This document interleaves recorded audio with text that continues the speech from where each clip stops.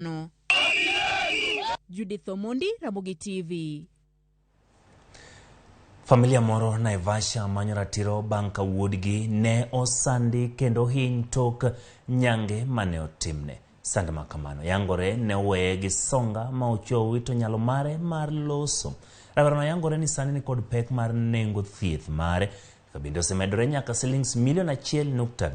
Yangore ni Paul Mureithi majegni 15 ne omonji gi osiepene mano dhi nene kinde mane otere nyange.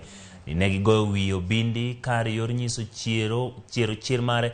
Katima kamano yangore ni ithoro timne rawere ma oter nyange kaluwore gi kido mar dhot ma Paul wuokie. Oring kode kar thieth dwe mar 3 higani tok hinyruok.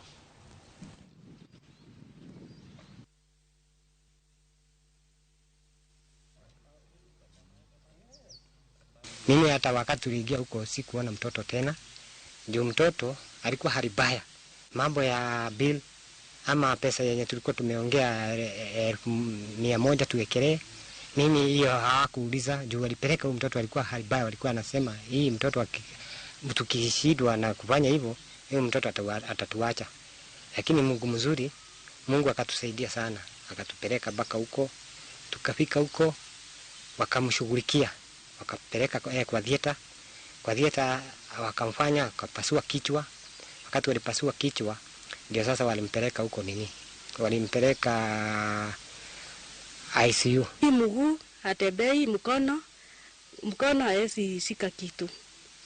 Sasa akaambiwa lazima endelee na therapy ndio wakati akili itapona akuwe na nguvu.